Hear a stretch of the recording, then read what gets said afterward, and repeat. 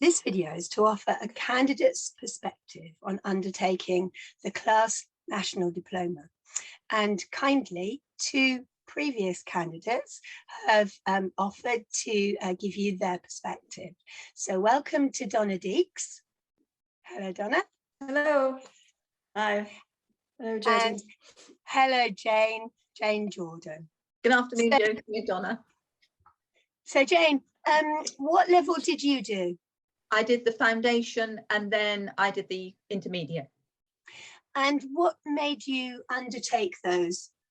I wanted to know what level my calligraphy was at. I'd done lots of workshops. I felt I was just dabbling about, and I was interested to see just how good a calligrapher I was.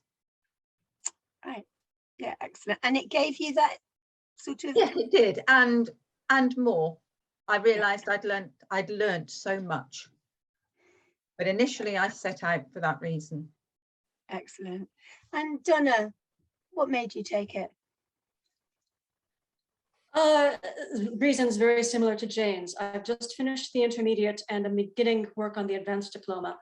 And I too wanted to see what level I was and how far I could take this art form. Yeah, excellent.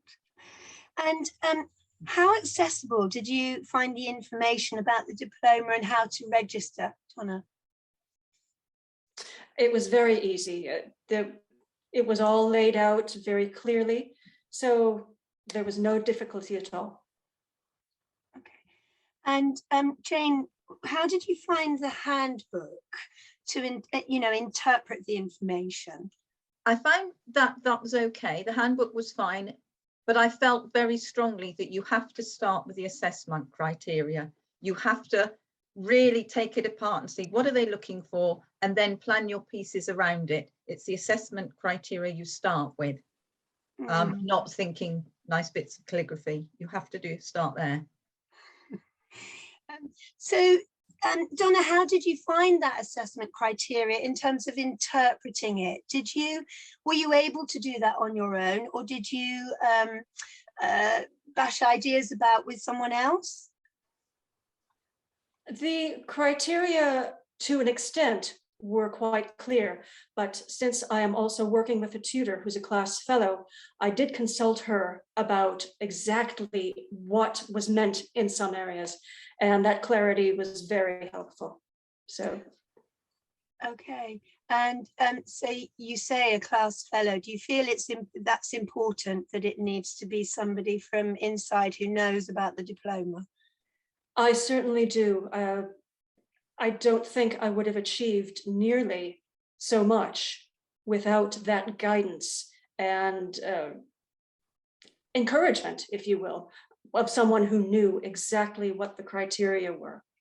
Yeah, and interpreting that criteria in terms of your creative work. Yes. Yeah. Yes. That's great. So one of the things you're asked to submit, and it might be just for one piece of work or more, depending on what level you're doing, is to submit your trials and experiments, your work in progress for a piece of work. How did you find that? How did you know how much to show and all of the rest of it, Jane? Well, I worked out quite near the beginning which piece I was going to use to show, and therefore everything I did with it, the good, the bad, the indifferent, I kept. And then when I looked at the boards, I thought, okay, I planned it as a story which showed where I started, and I didn't use everything. Some of it I photocopied and scaled down, but it told the story of how that piece had gone from me finding the words till the final bit that I submitted. And it was just keeping everything, and some I didn't use, and then I wrote sort of notes to go with each bit and stuck them on the board. Right, okay. So that was easy then for the assessor to see the path that you'd taken, the sort of whole design process. And the decisions I'd made and not made, and why I'd made them. Yeah. So Donna, you presented, how did you present your trials and experiments? I presented them in a notebook with sleeves, so the assessors could take something out if it were folded, and just turn pages and see it. And it was also easier to send that way. So that's interesting. That's a good way of doing it. So you could do it on a board, or you could do it in that way separately. So Jane, have you got any tips about the packaging and posting of your work, which is quite a deal? I think you have to be prepared to spend time on packaging. You've got to have all the equipment. You've got to have the brown paper, the white paper. You've got to know the weights. You've got to be prepared to spend a lot of time, because you've got to write your name on everything, and just writing your name and address and making sure that everything is clearly labeled. And you know why they want you to do the packaging so carefully and not use sellotape and use string, because of what they're doing on the assessment day. And also to think very carefully how you're going to package things. I sent a tunnel book, which was quite difficult to package. At points I regretted it, but you need to think, okay, I've got to pad this out, and when it gets to the other end, somebody has got to take it out of my packaging and virtually with a tunnel book, reassemble it, pull it back out into shape. But you have to give time for the packaging. Don't leave it till the last minute. Yeah, that's very helpful, actually. Donna, did you have any tips? No, everything Jane said. The only thing I would add is label everything. Yeah. Every piece you can label and make sure with your name.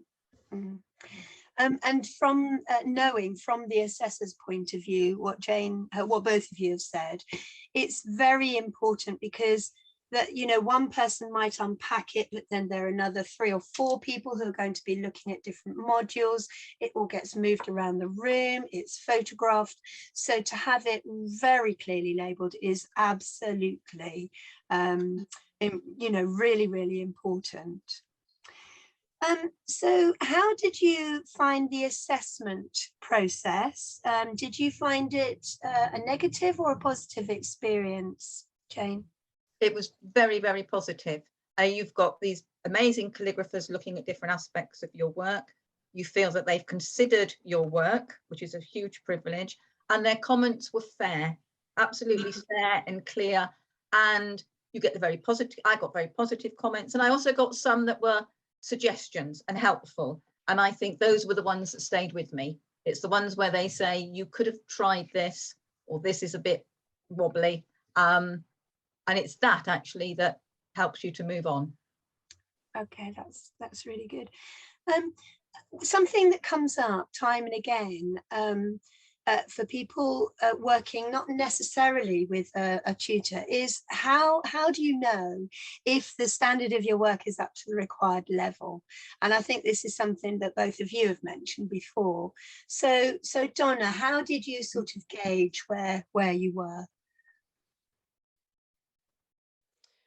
2 ways. The galleries on the website of past diploma submissions were fantastic. I pored over those for both the diplomas. And also working with my tutor, I could trust her to tell me if something was not up to scratch or not. If I was submitting for an intermediate, I wanted to know that layout and design were intermediate. And so both of those resources helped completely. So that's having a mentor who knows about the diploma and also looking at the galleries on the CLAS website. Excellent. So were there any problems that you encountered on the way, either of you? I think it was always, you know, from what Donna said, checking your work and just wondering if you were good enough, and to be assured, you know, people helping you, but to keep on going, because all the time you're learning, you've got nothing to lose by doing the diploma. Very good point. Yes. And so what do you feel you've achieved as a result of undertaking the diploma, Donna? I have been getting feedback from the assessments about my level and again, how much further I can take this art form. And also, I've achieved a level of discipline that I had not had before. I work in isolation. I live in a very rural area, which does not have resources, either art supplies or other calligraphers, peers to work with, to complain to, have that fellowship.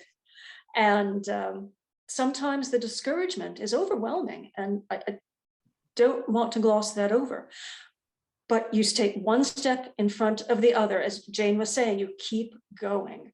And that was a terrific lesson that will continue. And so you were saying before about investing the time. Yes, you know, the diploma is not for the casual calligrapher who dips in and out. If you're investing 1 year, as I did with the foundational, 2 years for the intermediate, you're serious, and you learn that sort of accountability.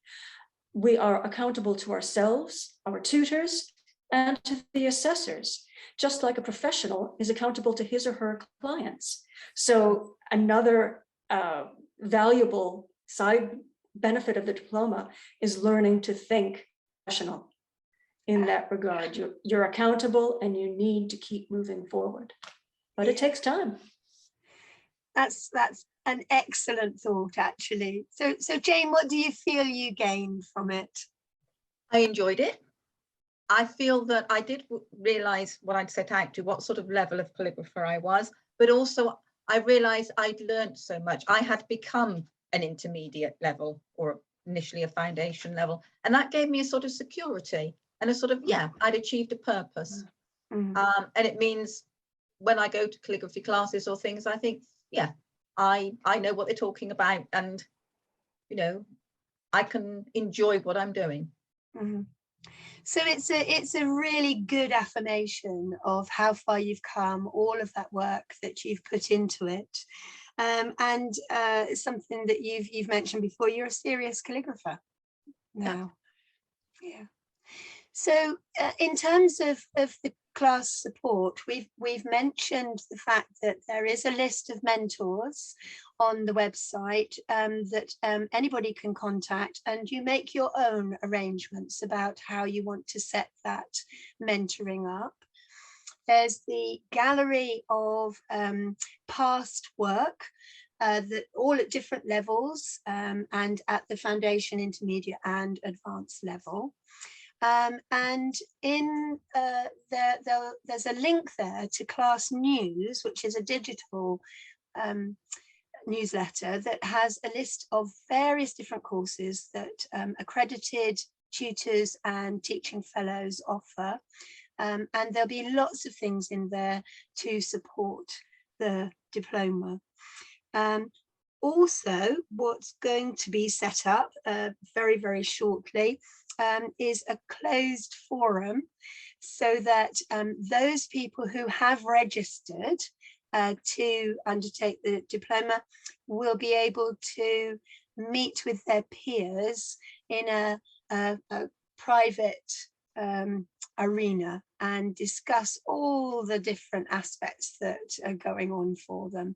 So that's a sharing of materials and ideas and references and all sorts. So hopefully that will give people a good kind of leg up on the way. Well, I must thank you both so much for your time, and we all hope this is useful to prospective candidates. Thank you, Jane. Thank you, Donna. Thank you. Thank you very much. Josie. Thank you.